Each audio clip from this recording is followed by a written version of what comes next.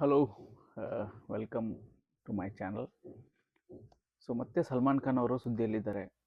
ಯಾವ ಸುದ್ದಿಯಲ್ಲಿದ್ದಾರೆ ಅಂದರೆ, ಅವರು ಒಬ್ಬರಿಗೆ ನೋಟಿಸ್ ಕಳಿಸಿದ್ದಾರೆ. ಏನು ವಿಷಯವಾಗಿ ಅಂತ ನಿಮ್ಗೆ ಹೇಳ್ತೀನಿ. ಕಾಲಾ ಹಿರನ್ ಅಂತ ಒಂದು ಪಿಕ್ಚರ್ ಬರ್ತಾ ಇದೆ, ಅದು ಹಿಂದಿ ಸಿನಿಮಾ. ಈ ಕಾಲಾ ಹಿರನ್ ಸಿನಿಮಾದ ಇನ್ನೂ ಒಂದು ಟ್ರೈಲರ್ ಲಾಂಚ್ ಕೂಡ ಆಗಿಲ್ಲ. ಇದೇ 19 ಇಲ್ಲ 20ಕ್ಕೆ ಅದರದ್ದು ಟ್ರೈಲರ್ ಲಾಂಚ್ ಇದೆ. ಸೊ ಆ ಒಂದು ಪೋಸ್ಟನ್ನ ನೀವು ಗಮನಿಸಿದ್ರೆ ಅದು ಆಲ್ಮೋಸ್ಟ್ ಯಾವುದರ ಬಗ್ಗೆ ಇದೆ ಅಂತ ನಿಮ್ಗೆ ಗೊತ್ತಾಗ್ಬಿಡುತ್ತೆ. 1998 ಒಂದು ಚಿತ್ರದ ಶೂಟಿಂಗ್ಗೆ ಸಲ್ಮಾನ್ ಖಾನ್ ಹೋಗಿರ್ತಾರೆ. ಅವರು ಕಪ್ಪು ಜಿಂಕೆಯನ್ನು ಹೊಡೆದಿದ್ದಾರೆ, ಅಂದರೆ ಶೂಟ್ ಮಾಡಿದ್ದಾರೆ ಎನ್ನಲಾದ ಪ್ರಕರಣ ಇನ್ನೂ ಜೀವಂತವಾಗಿದೆ. ಸೊ ಆ ಪ್ರಕರಣ ಯಾವಾಗ ಶುರು ಆಯಿತು, ಯಾವಾಗ ಅವರು ಕಪ್ಪು ಜಿಂಕೆಯನ್ನು ಹೊಡೆದ್ರು ಅನ್ನೋ ಮಾಹಿತಿಯ ಪ್ರಕರಣ ಒಂದೇನು ಇದೆ, ಅದಾದ ನಂತರ ಅವರ ಹಿಂದೆ ಒಂದು ಗ್ಯಾಂಗ್ಸ್ಟರ್, ಬಿಷ್ಣೋಯಿ ಗ್ಯಾಂಗ್ಸ್ಟರು ಅವ್ರ ಹಿಂದೆ ಬೀಳ್ತಾನೆ. ಯಾಕಂದರೆ ಬಿಷ್ಣೋಯಿ ಸಮಾಜದ ಒಂದು ದೇವರ ರೂಪದಲ್ಲಿ ಆ ಜಿಂಕೆಯನ್ನು ನೋಡ್ತಾರೆ. ಸೊ ಹಾಗಾಗಿ ಅವನು ಅವ್ರ ಹಿಂದೆ ಬೀಳ್ತಾನೆ. So come to the point. ಕಾಲಾ ಹಿರಣ್ ಅಂತ ಒಂದೇನು ಪಿಕ್ಚರ್ ಬರ್ತಾ ಇದೆ, ಆ ಪಿಕ್ಚರ್ ಪೋಸ್ಟರ್ ನೋಡಿದ್ರೆ ನೀವು ಅದು ಯಾರನ್ನು ಹೋಲುತ್ತೆ ಅಂತ ಗೊತ್ತಾಗುತ್ತೆ. ನಂಬರ್ 1, ಕೈಗೆ ಬ್ರೇಸ್ಲೆಟ್ ಹಾಕ್ಕೊಂಡಿದ್ದಾರೆ ಆ ನಟ. ಅದು ಬ್ರೇಸ್ಲೆಟ್ ಅಂದರೆ ಬಾಲಿವುಡ್ಡಲ್ಲಿ ಇದು ಯಾರ್ದು ಅಂತಲೇ ಗೊತ್ತಾಗ್ಬಿಡುತ್ತೆ. ಸೊ ಸಲ್ಮಾನ್ ಖಾನ್ ಅವರು ಇದು ತಮ್ಮ ಪ್ರಕರಣ ಕುರಿತು ಇರ್ಬೋದು ಈ ಚಿತ್ರ ಅಂತ ಅಂದ್ಕೊಂಡು ಈಗ ಅವರು ನೋಟಿಸ್ ಕಳಿಸ್ತಾರೆ ಅಮಿತ್ ಜಾನಿ ಅಂತ ಪ್ರೊಡ್ಯೂಸರ್ಗೆ. ಅವರು ಲಿಟ್ರಲಿ ವಿಡಿಯೋ ಮುಂದೆ ಬಂದು ಆ ಲೆಟರ್ನ, ಆ ನೋಟಿಸ್ನ ಹರಿದಾಕ್ಬಿಡ್ತಾರೆ. ಓಕೆ, ಅವರ ಒಂದು ವಾದ ಏನು ಅಂದರೆ, ಈ ಸಿನಿಮಾಗೂ ನಿಮಗೂ ಯಾವುದು ಸಂಬಂಧ ಇಲ್ಲ, ನಾನು ಯಾಕೆ ಹೆದರ್ಕೋಬೇಕು ಅನ್ನೋ ಲೆವೆಲ್ಗೆ ಅವರು ಟಾಂಗ್ ಕೊಡ್ತಾರೆ. ಯಾರಿಗೆ? ಸಲ್ಮಾನ್ ಖಾನ್ ಅವರಿಗೆ.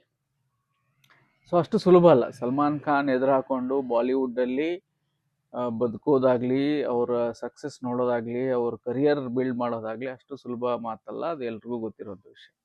ಈ ಥರದೊಂದು ಇಶ್ಯೂ ಈಗ ಆಗಿದೆ. ಸೊ ನೋಟಿಸ್ ಕಳಿಸ್ತಾರೆ. ನೋಟಿಸ್ನಾಗ ಅವರು ಅಮಿತ್ ಜಾನಿ ಅನ್ನೋ ಪ್ರೊಡ್ಯೂಸರ್ ಕ್ಯಾರಿ ಅನ್ನಲ್ಲ, ಅದನ್ನ ಹರಿದಾಕ್ತಾರೆ. ಈ ಒಂದು ಸುದ್ದಿ ಅಂತೂ ಹೆವಿಯಾಗಿ ಹರಿದಾಡ್ತಾ ಇದೆ. ಈಗ ಏನು ಇಂಪಾರ್ಟೆಂಟ್ ವಿಷಯ ಏನಂದರೆ, ಈಗ ಅತಿ ಶೀಘ್ರದಲ್ಲೇ 20ನೇ ತಾರೀಕು ಅದರದ್ದು ರಿಲೀಸ್ ಆಗುತ್ತೆ ಟ್ರೈಲರ್. ಆ ಟ್ರೈಲರ್ ಬಂದಮೇಲೆ ಕಂಪ್ಲೀಟ್ ಪಿಕ್ಚರ್ ಗೊತ್ತಾಗುತ್ತೆ. ಆ ಪಿಕ್ಚರಲ್ಲಿ ಏನಿದೆ, ಸಲ್ಮಾನ್ ಖಾನರನ್ನೇ ಹೋಲುವಂಥ ಒಬ್ಬ ವ್ಯಕ್ತಿ ಏನು ಆ ಸಿನಿಮಾದಲ್ಲಿ ಆ್ಯಕ್ಟ್ ಮಾಡಿದ್ದಾರೆ. ಸೊ ಅವರು ಮತ್ತು ಈ ಪ್ರಕರಣ 1998 ಒಂದು ಪ್ರಕರಣ ಏನಾಗುತ್ತೆ ಸಲ್ಮಾನ್ ಖಾನ್ ಮತ್ತು ಕಪ್ಪು ಜಿಂಕೆ ಕುರಿತು. ಸೊ ಆ ಪ್ರಕರಣಕ್ಕೂ ಈ ಸಿನಿಮಾಗೂ ಏನೋ ಸಂಬಂಧ ಇದೆಯಾ ಅಂತ ಒಂದು ನೋಡಬೇಕಾಗಿದೆ.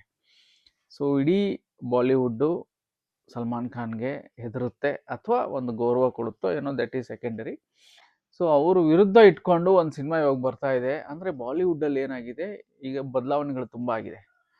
ಸೊ ಇದು ದಾವುದುಡ್ ಅಂತ ಏನು ಕರೀತಾ ಇತ್ತು, ಒಬ್ಬರ ಕೈ ಅಂಡರಲ್ಲಿ ಏನು ಬಾಲಿವುಡ್ ಇತ್ತು, ಇವಾಗ ನಾನು ಲಾಸ್ಟ್ ಒಂದು ವಿಡಿಯೋ ಮಾಡಿದ್ದೀನಿ, ಧುರಂಧರ್ ಬಂದ ಮೇಲೆ ಆಫ್ಟರ್ ಧುರಂಧರ್, ಬಿಫೋರ್ ಧುರಂಧರ್ ಅಂತ ನೀವು ಬಾಲಿವುಡ್ನ 2 ವಿಭಾಗವಾಗಿ ಮಾಡ್ಬೋದು.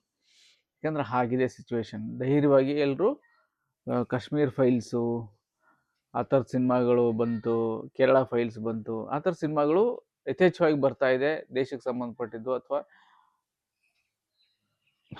ಅರ್ಥ ಮಾಡ್ಕೊಳ್ಳಿ, ಹೇಳುವಂಥ ವಿಷಯಗಳನ್ನು ಈಗ ನೇರವಾಗಿ ಸಿನಿಮಾ ಮುಖಾಂತರ ಹೇಳ್ತಾ ಇದ್ದಾರೆ. ಯಾಕಂದರೆ ಸಿನಿಮಾ ಒಂದು ಎಂಥ ಮಾಧ್ಯಮ ಅಂದರೆ, ನಿಮಗೆ ತುಂಬ ಜನಕ್ಕೆ ಬೇಗ ತಲುಪುತ್ತೆ ಬುಕ್ಗಳಿಗಿಂತ, ಟಿ ವಿಗಳಿಗಿಂತ. ಸಿನಿಮಾದಿಂದ ನೀವು ಯಾವುದೇ ವಿಷಯವನ್ನು ಹೇಳುವಾಗ ಆ ವಿಷಯ ತುಂಬ ಚೆನ್ನಾಗಿ ತಲುಪುತ್ತೆ. ಸೊ ಧುರಂಧರ್ ಕೂಡ ಸತ್ಯವಾದ ಸಿನಿಮಾ ಇದು ಅಂತ ಪಾಕಿಸ್ತಾನದ ಪತ್ರಕರ್ತರೇ ಇದನ್ನು ಹೇಳ್ತಾರೆ. ಪ್ಲೀಸ್ ಅರ್ಥ ಮಾಡ್ಕೊಳ್ಳಿ. ಹಾಗಾಗಿ ಈಗಿರೋ ಸಿಚುವೇಶನ್ನು, ಕಾಲಾ ಹಿರನ್ ಸಿನಿಮಾ ಯಾವುದ್ರ ಕುರಿತಿದೆ, 1998 ಸಲ್ಮಾನ್ ಖಾನ್ ಅವ್ರ ಪ್ರಕರಣ ಕುರಿತಿದೆಯಾ ಅಥವಾ ಇದೊಂದು ಬೇರೆ ಕಮರ್ಷಿಯಲ್ ಪಿಕ್ಚರಾ ಅಂತ ನೋಡಬೇಕಾಗಿದೆ, ಯಾವಾಗ ಟ್ರೈಲರ್ ಲಾಂಚ್ ಆದಮೇಲೆ.